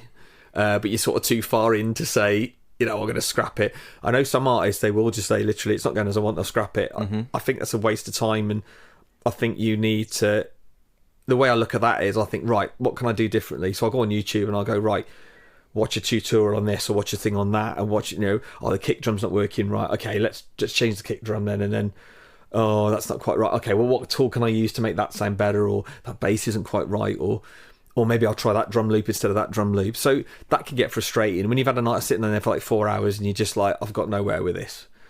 People always say that it's quite important to come back the next day with fresh ears. Yes, especially if you're mastering a track in a different light. Yeah, because your ears, I don't know if anyone knows the science about ears, but ears are, then they're not forgiving. So if you've got anything there that's not quite in tone or quite in tune, your brain is going, no, hang on, that ain't happening, right? And ears get used to hearing a certain sound, so that's like you don't get annoyed about like the local creak in your shed or whatever else, because your ears get used to filtering it out and using it. So when you come fresh the following day to a track, you'll hear things you wouldn't have heard from like doing it, and it's really important with mastering engineers. I know for sure, like when I'm recording my hip hop, because I don't actually produce my beats. I'll get producers to do that for me, but when I'm writing my tracks, and say if I've recorded 2 sets of 16 bars, and I think, God, that sounds great, and then I'll come back the next day, listen to it, and I think, I so need to record them vocals again. That's it. Do you know what I mean? Yeah, no, I do, exactly. Like if I ever wrote you a track, I will never give you a track on the same day I finished it, because I'll go back to it and listen afterwards and go, no, that ain't right, or something's not quite right, or you'll add your vocal to it and I'll go, hang on a minute, that your part of your voice frequency is clashing with another thing I've got, so I've got to drop that down or put a bit of sidechain in to pull it back. So there's little bits like that you have to think of. So overall I don't think there's any major negatives. I mean, obviously it's a hobby and what I enjoy doing. If there was loads of negatives, I probably wouldn't do it. But frustrations are the things where, just like I said, things don't quite go to plan, or it's not quite what you thought it was going to come out as. So it's probably a little bit of disappointment when you're like, it's not quite what I wanted. But then you think, right, that's finished, right, next project. Like at the moment, my stuff I'm writing, I don't feel is Neuro and Neurofunk enough for how I want to take it forward. So I still want to write the other stuff, and I still want to do stuff for you and stuff like that, but I want to get more into that production side of things. So I've got like 60 odd videos on my YouTube watch list to write but I just don't get time to look at them. So I'm going to finish this track, I'm done, and then I'm going to take some time out to go through those. People don't realise the time that we put into all this stuff, loads. People do not realise, like, I'll drop a track on Spotify and people will go, Dribbz has got a new release. They don't realise just how much work has gone into the writing, being, we're both family men, we've both got a wife and kids, and like, the time that we spend writing the lyrics, perfecting them, writing the beats in your case, it's a lot of time. And I know we do it at unsociable hours when our wife are in bed, because it works for us, because we can fully focus then. We haven't we haven't got it in our minds that they're sat in the front room doing nothing while we're out. But I don't think people actually realise just how much work goes into getting the final product. And I think that's a sign of the times as well, where, I'm going back to albums again. You went to like the local record shop, and you put your Pieces of Me's in HMV, and Trademark's got his album in there as well. And to have that physical thing, with your picture on it and the track listing and inlay cover and whatever else, and the cover on the actual disc itself, I think there's a lot to be said for that, because it shows the pride and all the sort of effort that's gone into it. With the digital way things are now, most people are hearing a track and it's just like, it's on your playlist, skipped, move on to the next. And that track is a piece of art. Do you know what I mean? I see it as a piece of art. It's something that's actually put their mind and their heart and soul into it. And I think a little part of that is being lost in the way we're living now. Digital's great, don't get me wrong, SoundCloud, it gets exposure to artists that probably wouldn't get the backing from big record labels and stuff like that. But I think a negative of that as well is that that thing has lost a little bit of its depth. The thing that it is, it just becomes, we put covers on, like graphics on things, but a lot of people are using them for like TikTok, and a lot of people are saying now tracks lengths are shortening because people aren't interested in listening to a 4 or 5 minute track anymore. And you think there used to be tracks out for like 7-8 minutes on like an LP, a vinyl. You know? I mean, Goldie's Timeless. There was an extended version of that was about 10 minutes long. Yeah, you know what I mean? Yeah, that's it. Would you think that? And I think if that came out now, would people give it the time? I think they just use now. I only want 2 minutes from my TikTok vid or my social media. I know a lot of people said to me, you know, because I obviously had my album printed, and so many people said to me, "Why are you going to the effort of having it printed? Just stick it as an you know, an MP3 batch album that they can buy in it." And I just thought, you know what? Like, if you're paying, you know, money's tight for people at the moment. You know, there's a lot of stuff going on with, you know, the climate and stuff and money and stuff. And like, if you're paying money out of your hard-earned cash, I want to give you something physical to put in your hands. Yeah. I don't want to just say, okay, you've transferred me that cash. Now a load of files are going to drop onto your computer, because that's just too easy, you know. So for me, that was why I'm old school with that. You know what I mean? If you're going to be transferring cash, I want something physical in your hands that I've worked hard to create. Absolutely, and I think it's it's like a work of art. It's like having a painting on your wall or stuff like that. I think to have a physical thing from an artist is a respect for them. You know, like I'm loving Linkin Park at the moment. I think the new singer, she's fantastic. Female vocalist, right? Oh, Emily Armstrong, fantastic. Is she doing Chester Bennett justice? In my opinion, she's blowing it away. I've heard this. Right? She's blowing it away. Now, I need to check this out. Some of them older songs, I think, are not in her key, but they weren't written for her. So I think the fact that she's playing them live and she's putting herself out there is amazing. The new stuff that's written for her, fantastic. Wow, well, we'll have to check really, that. really good. So not only am I getting the album digitally, I've ordered the CD to go with it as well, because I think it's a respect to them to say, do you know what? I want that. I want a physical copy of that. The amount of people that have gone, Dribbz, how much is your album? And I've gone, it's £10. They've gone, £10? £10? It's cheap. How about, can I chuck you a £5? And I'm like, listen, guys, you don't realise how much goes into this, you know, the time, money to pay a digital artist for the artwork. You know, I mean, it helps having a good friend of mine called Mr. Bass Phaze that is very good at digital artwork. But anyway, you know, money that goes into artwork, there's so much stuff when you add it up that actually £10 for it isn't too bad. Yeah. Well, people are too quick to... That's it. Well, I'm your mate. Can I chuck me a free copy? Well, no, it doesn't work like that. But the way I look at it is, right, you pay for a meal deal at Greg's or whatever, it's like £6-7. And you think, well, it's only a few more quid for an album. Very true. It's not a lot. Do you know what I mean? It's I'm not bankrupting you. Do you know what I mean? It's just to show respect for, like you said, the time and effort I put in. Do you know what I mean? It's so... Absolutely. Well, my next question was, when you're producing, how would you handle disagreements with artists? But, you know, you've pretty much explained that in the aspect of, you know, you would take any form of criticism and use that as a practical to work, you know, to get the job done, basically. You can't do this. I think that's a level of maturity as well. I think as you get older, you say, do you know what, I can take criticism, I can take it on the chin, and I'd expect other people to take it from experience that I've gained to them, and I'd hope they take it on board and use it. I've met people who are absolutely 100% take it on board. I never want to come across as arrogant. I never want to come across as, you know, oh, you're only young, you don't know what you're doing, you haven't got a clue. I never do that. I might just say, oh, that's really good, but you might just want to turn that down a little bit, or just do this, or just tweak. Generally, I've had a couple turn around and go, oh, well, no, I like it that way. Fair enough, that's okay, that's fine. It's your track, you do what you want with it. So, yeah, I think that's the sort of aspect of it, I think. So we'll go back into the genre of Neuro funk drum and bass. So with you being so well known for your love of Neuro funk, being inspired by Neuro funk drum and bass, how do you feel that particular genre is evolving in the UK? I think it's a slow burner.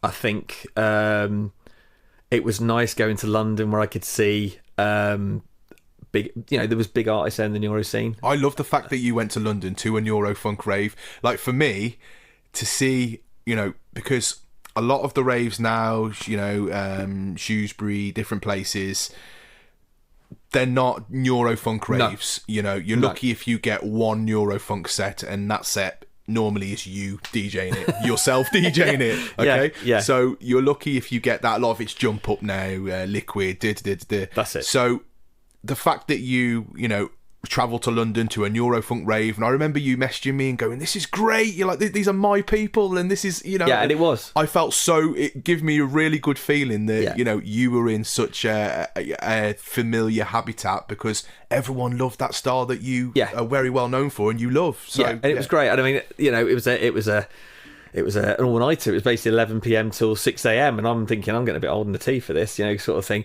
But I remember coming to looking at my watch about 10 to 6 and going, oh, is that it? You know, I was like, well, that's a sign of a good rave. I know, exactly. And there was a lady called Beast Jane who just started. She was from Czech Republic, I think. She come over, and unfortunately, the guy she was with, who was her partner, I think wasn't very well. So I think she was a little bit nervous, and I think some people have spoke to her and said, I'm a little bit nervous doing it on my own, because she tends to go back to back with her partner.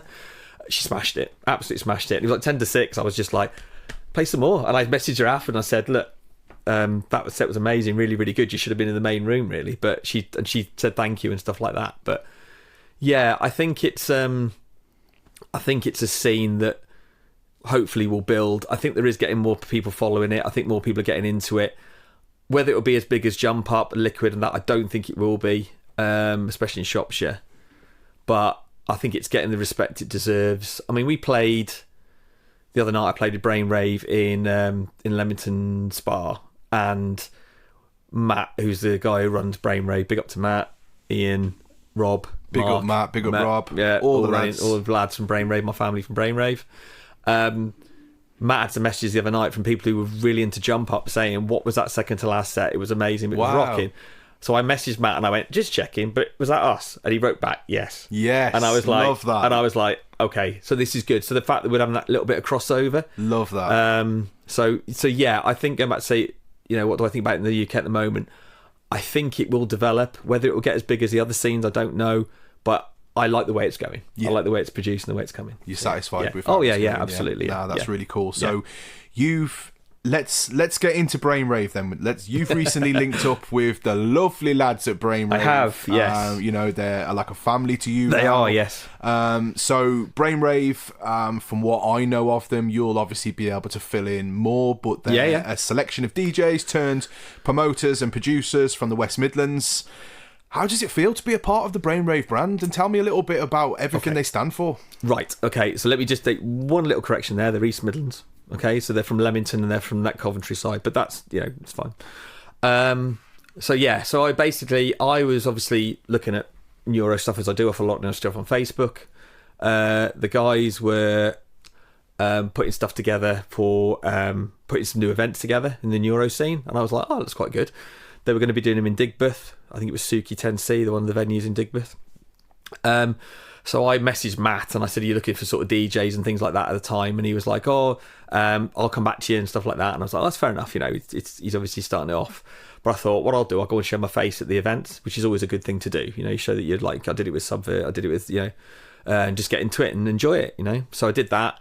Showed my face a few times and then started talking to Matt a lot more. And then I went to an event in again in Digbeth. I'm not sure that was Suki. I think it was another place.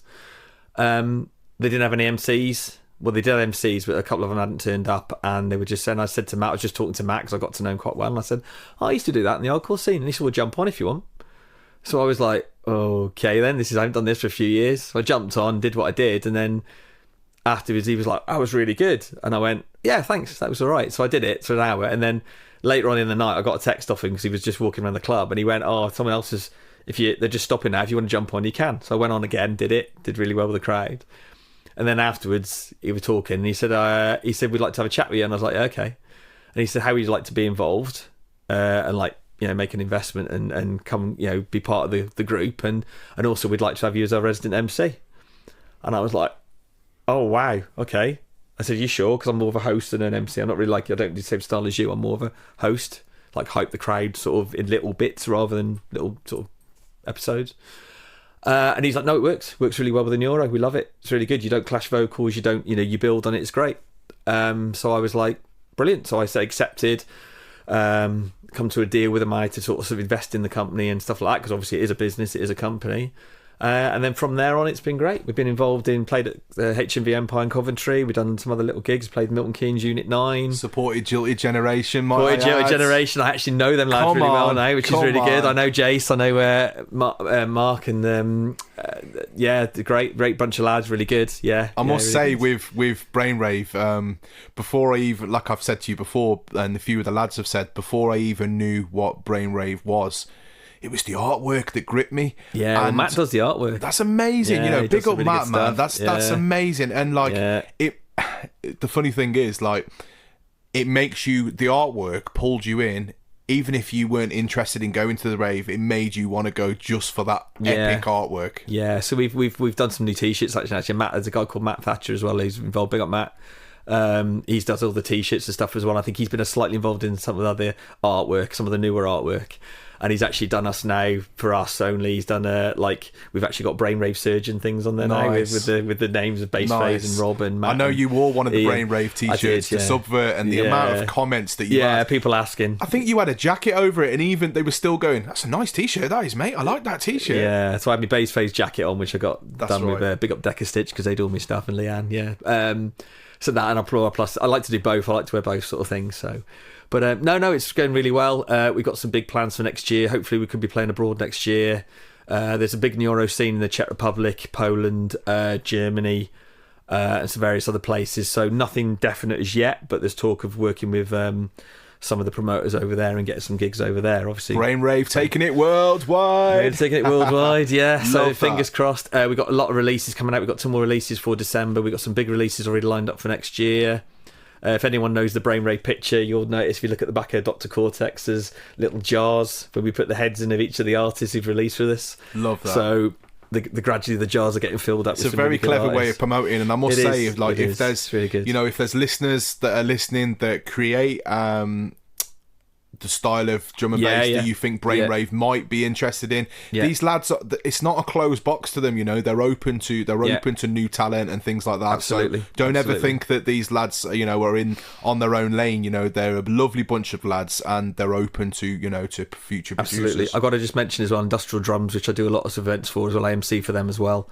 They're doing a lot of crossbreed Neuro tech step stuff, so big up to them, big up to Asim, and big up to Skankman as well. He does stuff as well, so it's really good. Amazing. So we've got probably a couple of more questions. So going back to your DJ career, can you think of a couple of significant moments that you've thoroughly enjoyed?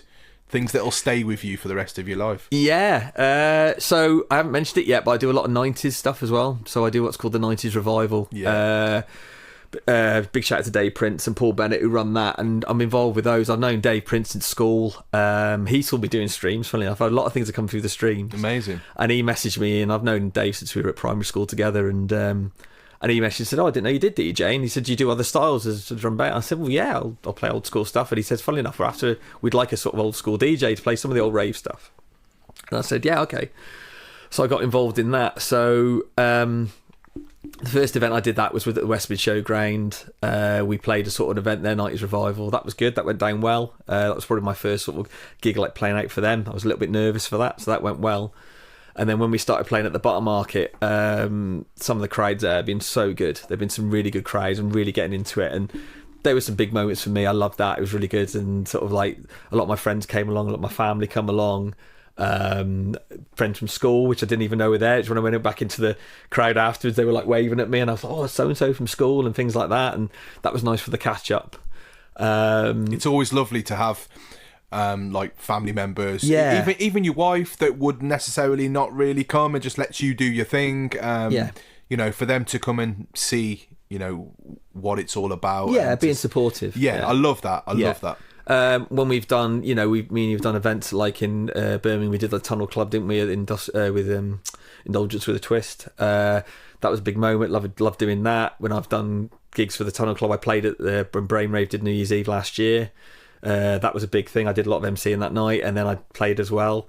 and the crowd were up for that as well. So there's been a lot of proud MCing that night. My man did about 4.5 hours on the mic. Believe me, I'm not even exaggerating here. It was 4.5 hours. He was pissing with sweat, and yeah, you could have wrung Bass Phaze out by the time. I couldn't talk on these days. Yeah. Bless him, honestly. Yeah. But yeah, he held down that mic for 4.5 hours. Let me tell you, and I think that kind of led to the start of it did. Yeah, being involved with Brainwave. You did. Yeah, you're right. It did. So that led on to that as well. So that was part of that. That was part of the decisions as well from Matt as well for bringing me into it. So yeah. So but no, there were proud moments. I've had a lot of proud moments. I just enjoy it. I love it.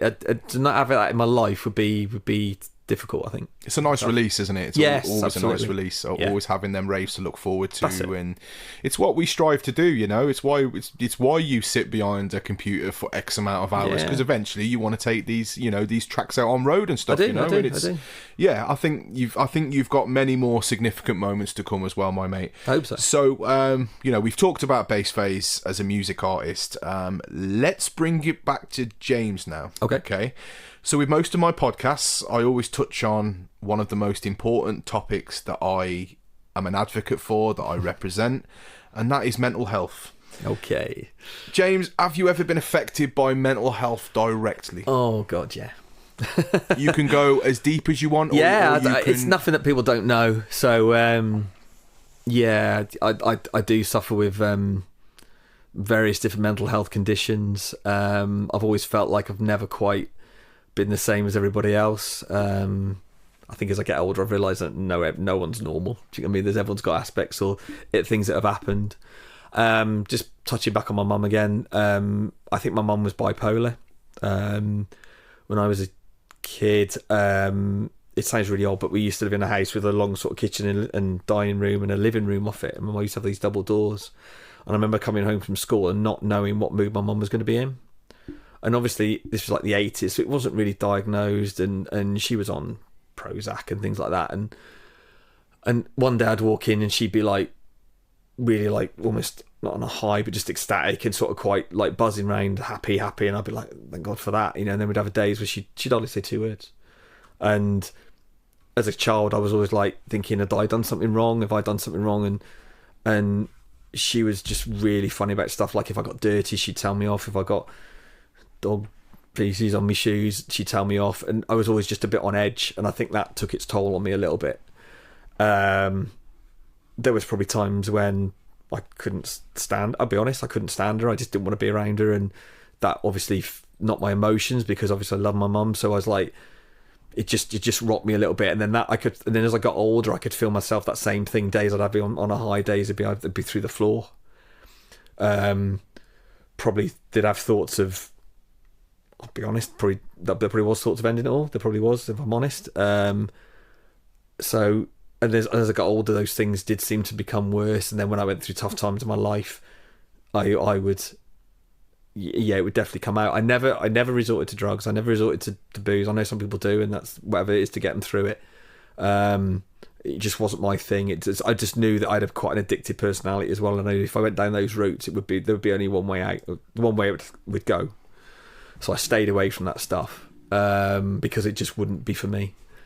So yeah, and then as I've gotten to later years, I've suffered with it a bit more as well. I do have prescribed medication to sort of help me through. That does work. I've learned. I go to the gym more. I do the gym 3 times a week now. That definitely helps my mental health as well. It just makes me feel better as a person. And I've learned to deal with it a lot better. My wife is very patient. Big ups to Rachel, my wife. I love you to bits. All my daughters, Ellie, Millie, Tilly. I love them all to bits. They're all very supportive. They're all great kids. My world would be nothing without them. So there are times I just have to say to myself, I just have to, like Rachel say to me what's wrong, and I'll be like, I don't know. But now she'll just lead me to it sometimes and just let me get out the other side. And the way I describe it is like falling in a pit, and then I have to scramble my way out, and that might take 2 weeks, it might take a week, it might take 2 days. I'm not very good at covering it up. Some people do cover it up quite well and they just carry on. I'm sort of there and I'm like, I feel like this and I want everyone else to know it, which is a bit selfish and it isn't very nice, but it's just my way of how it comes out. But if I'm working, my boss is quite good and he'll say to me, like, he says, I know days to leave you to it. And if I need stuff doing, I will just tell you I need that stuff doing, but I won't badge you about it. It'll just be like, you have to be on it and get it done. He also jokes me, like, cause I'm pretty sure I'm ADHD, and he also jokes me and said, if he doesn't tell me something in 7 minutes, forget it. That's it. I will go off and think about something else. So as far as mental health goes, yeah, I've definitely suffered. I definitely do suffer. But I've learned coping mechanisms. I've learned ways of the gym is definitely a way that's helped me to get better. And it just does sort of distract me. If I'm having a day when I'm not feeling quite myself, I will pick myself and go, right, I'll just go there and crack on, and then come out of it, I'm feeling a bit better and thinking, oh, I feel better now. And yeah, so I was talking about this kind of similar topic with different guests on episode 2, and I mentioned about it might not even be the gym, just taking a walk, just getting out and getting away from the usual surroundings. I'm not saying that the usual surroundings are negative or bad, but just getting out to a different surround. Take the dog for a walk. I know when I was going through depression, the last thing on my mind was to walk, but the counsellor encouraged me to do that, and my dog had never been so fit. He was like, really again? Proper lean. He was like lean dog. Yeah. Really again? He was like, not again. So yeah, I hope that listeners that may be going through tough times, that take inspiration, that like you said yourself, you do still go through these things. It's not like you're saying that you're completely resolved, and there is going to be times when the mental health creeps back, but hopefully to a degree that it won't it will rear its ugly head, but it won't be as bad as what you've been through. Exactly. And I think I've learned, and you do look at you do look at life experience, and you think I see other people going through it or coming up to it, and I'm like, you're okay. I mean, I saw a lad today who was on social media, and he said he's going through a tough time, and bipolar and things like that, and I just messaged him and said, look, don't beat yourself up about it. Now, the funny thing is, like, these lads that I see going through these things now are probably those, when you're in school and you probably have, you have your top, middle and lower groups. And I know but you have top one with their all the girls love, and all the football, playing all the football teams and all the confident ones and all that. And then the middle, where I probably was, where I wasn't not so well, like, bit shy, bit sort of like in it, and got well with people, but never sort of like, never quite that. And then lower people who were just struggled a bit and just didn't do, find it hard and difficult, but you're sort of friends with them, but you just felt a bit sorry for them because you're just thinking you're having a tough time and you're trying to help them through it and stuff like that. So I don't mean that as in just, that's how it was at school when you're younger. Mm-hmm. And it's funny now where I see a lot of those lads who I would say were in the top tier who were struggling, really struggling, and they're just like people that I think, well, when I left school I was thinking, I bet they've got it sorted. I bet they're on their 60 grand a year jobs and got the model girlfriend and the big house and the 3 kids, but as you get older you realise life's not like that. Everyone's path is not, it's not mapped out. Everyone's just like, could all take a turn for the worse, and you think, geez, how are they going through that? And I've had another mate recently, I always used to joke with my wife and say, bloody hell, he goes on 2 holidays a year, and he's got the Audi, and what's he got to be sad about? Exactly, what's he got to be sad about? And then suddenly his life flipped. I don't want to go into detail, but his life flipped, and I'm thinking, oh my God, that's completely different to what I thought. Yeah. So obviously you suddenly to realise, okay, when I saw those things before, he obviously wasn't happy, or it wasn't quite how he thought it was going to be. I think everyone can put on this fake persona. Absolutely. I use it well with Dribbz being my alias, to me, like, Dribbz is one of the most confident, outgoing people you'll ever meet. Will walk into a room and instantly talk to people, no dramas at all. But when you strip it back and you take that mask off, because that's what me and Monchi often say when we go to work with this, because it's it's a hobby, but it's work in most aspects, and we'll, no matter what's going on in the day, like Monchi's been through some horrendous stuff with his life and had some crazy life experiences, and it can be like, both of us can be having the most worst day, but we'll get to that stage, and it's as in, I don't mean the stage of life, I mean the actual stage of the rave, and we'll go, right, time to do this now. And the energy that we'll bring on stage, you wouldn't know that we've been having a bad day. You wouldn't know that one of us has been in absolute tears only 3 hours before, because it's a fake persona that we give off. And well, we've had times, haven't we? We've had conversations where I've messaged you and you've said to me, oh, I'm not having that good a day, and I've done the same to you. But like you said, when you get to that stage, when you're DJing, I think you switch on that professional, that persona, and you just say, do you know what, I'm doing this for the next hour or so, whatever it is. this is me, and then everything else can be put on the back burner, and then I'll worry about that after. And music helps with that. It does, It helps with that. I mean, with my hip hop, people say, you're a storyteller, your lyrics are really emotional, and I'm like, well, there's a reason they're so emotional, because it's an outlet, it's an avenue that I can let off. People will write letters to themselves, that's coping mechanisms. People will write poems, people will talk, some people won't, they'll just build it up, but the music for me is an absolute outlet, and that's why, I'll write about stories that, they may not even be about me, there may be scenarios that I've made up, but it's still getting things off my chest. Yeah. And it helps. It does. I mean, I do that. You do that with lyrics. I do that in the music. I mean, I've always been to quite aggressive music, so I'm not really into like easy listening and things like that. It's always been something with a bit of grunt or a bit of something that's just got me and gets those little hairs at the back of your neck around and just thought, that's really, I'm going back to Linkin Park recently. I heard the new singing. I see this thing come up saying, oh, they got a new, this has gone live, and I'm like, well, yeah, what's this? And as soon as I heard a sing, I was just like, oh my god, and wow. I was just like, I've got to listen to this. I've got to take the time to listen. But yeah, it's just, do you know what I mean? It's just, but that's why I'd write is I want to write to the point where I get those little, in the back of my neck, something that gets me, and I'm like, that's it, that's what I want, and I always write to that same thing. Do you think there's enough available to support men with mental health around? There's definitely more so than there was, let's face it. There's definitely more around. I think we're living in quite a good time where, especially now, where men's mental health has never been so important. It's kind of been brought to the forefront, and I don't know what's changed to do that. I don't know if it's a particular person, a particular charity, but it seems that there's a real kind of push for men's mental health. Yeah. And there wasn't 20 years ago. You were told to man up. Exactly. That's what I was going to say. You got the nail on the head there. That's exactly I hate that term, man up. I hate that term. It's like, so you're a man. You're not allowed to have emotions. You're not allowed to be.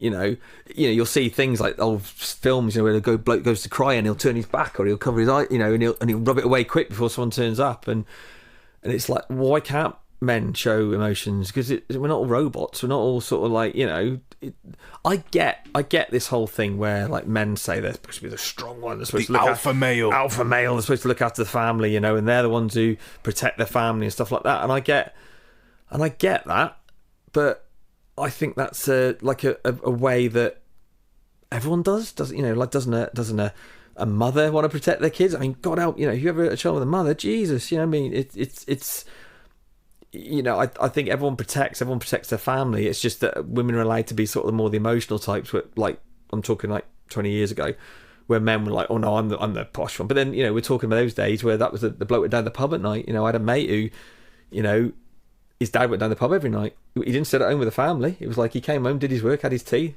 Next thing he's down the local pub till that's how it was. That's how it was back then. Yeah. And I suppose that comes down to socialised again, because everyone used to socialise. But my mum was classed as a housewife, but it was, at the time, it wasn't seen as a proper job. It was like, but you look after the kids. It's a full-time job. It doesn't stop. It doesn't end. The one that grates me, and I know this is moving from the mental health, but seeing as though you mentioned it, myself and my wife are foster carers, as you know. We have been for 12 years now. We looked after so many different vulnerable young people and children, and we've had people say to, I originally had a job working with severe special need children, and my wife was main carer, so that was her career, that was her job. She had so many people say, so when are you going to get a real job? I mean, come on. There's people that turn to us. These people like kids. Sorry to interrupt, but these people like kids. Funny enough, no. But there's people, there's people that turn to us and go, I couldn't do your job.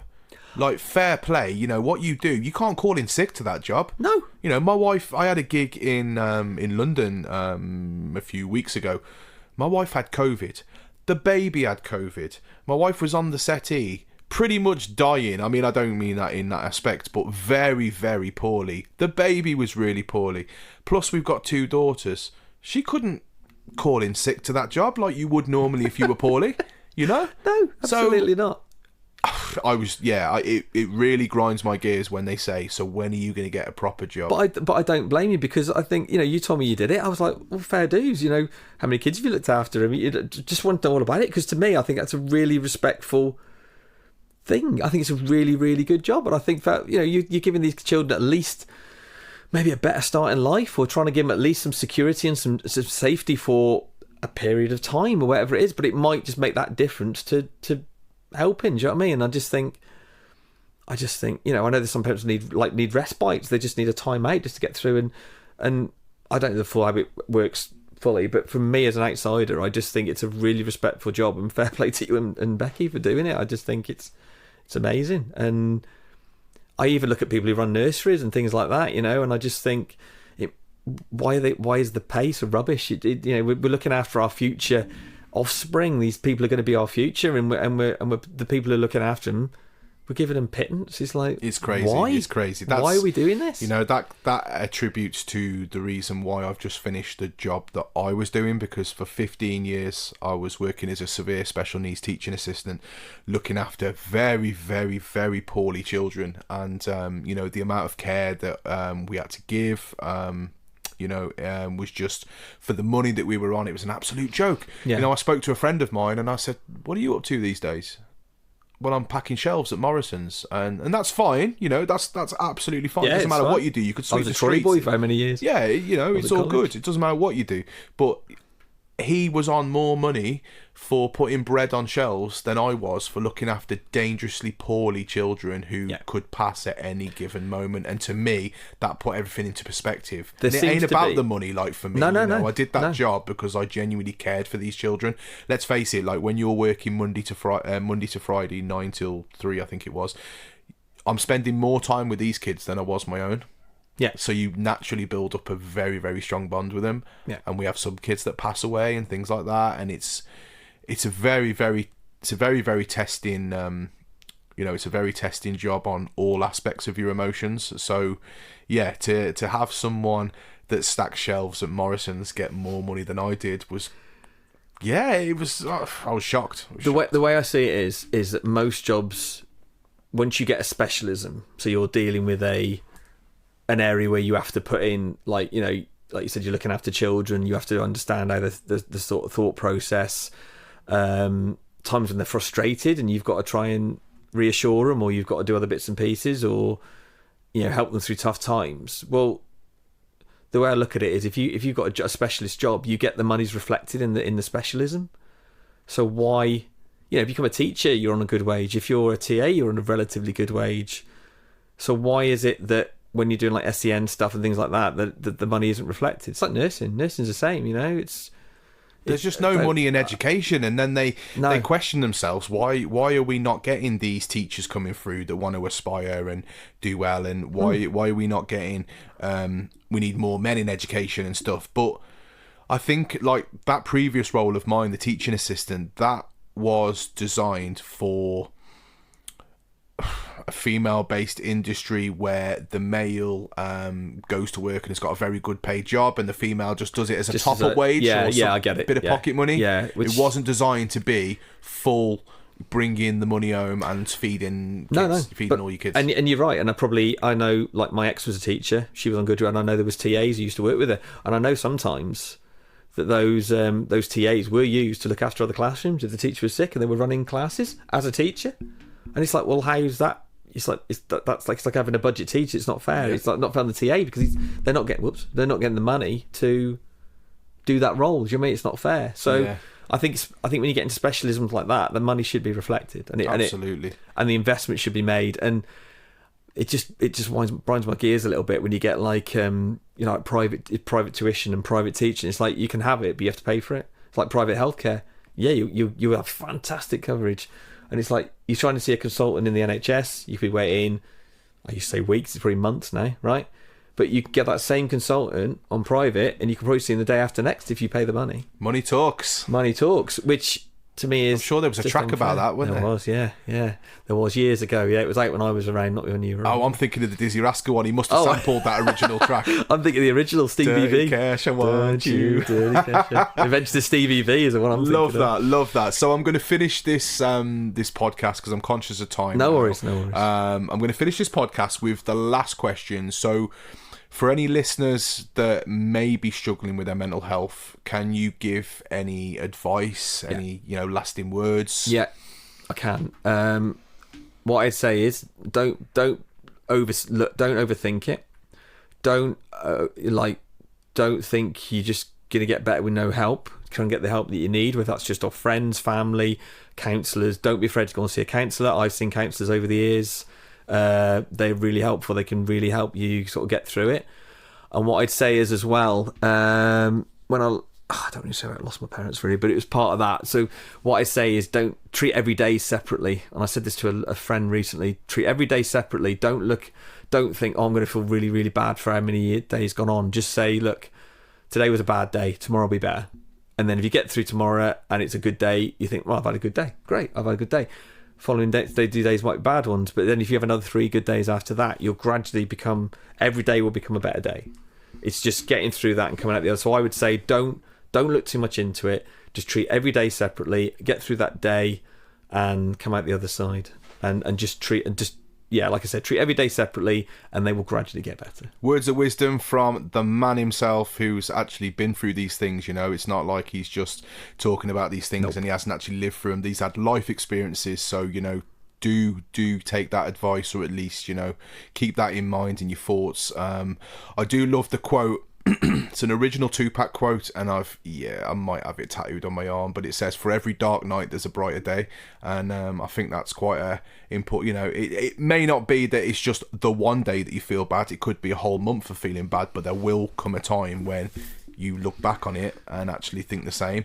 Bass Phaze is... Can I just say the one I've got on my arm, which is quite a thing as well? Go for it. This is from the Joker quote, so from Batman Dark Knight. Whatever doesn't kill you simply makes you stranger. Stranger? Nice, I like it. As in, so what I'm saying from that is life experiences change you, but it doesn't always mean they'll change you like for the worst. It's just they just change you, so you have to experience them and embrace them. So I like it. I think we should do a separate podcast where we just talk and explain about our tattoos, but I've got some quite shameless tattoos that I probably wouldn't want to explain what they are. But anyway, you have been locked into Dribbz Talks podcast episode 3 with a man like Bass Phaze, aka James Locke. Thank you so much for coming down, mate. Thank you. I've really enjoyed it. It's been really good. Yeah, it's been an absolute pleasure to have you down. So all the good stuff. Don't forget to subscribe, comment, give it a share for us, guys, because shares and subscribing does go a long way, and I'm really trying to it's a new journey for me. I'm trying to get these podcasts lifted off the ground. I've got some very exciting guests to come in the future, and I don't just want to box this off to music. You know, we're calling it Dribbz Talks. We can take these podcasts any direction. We just need you guys to listen and support. So thank you so much, Bass Phaze. Thank you. Big up to all the listeners. Ladies and gentlemen, welcome to the Dribbz Talks podcast. We're bringing it to you real, raw and uncut. A safe place where we can talk about anything and everything. So like, share and subscribe. But most importantly, keep it locked.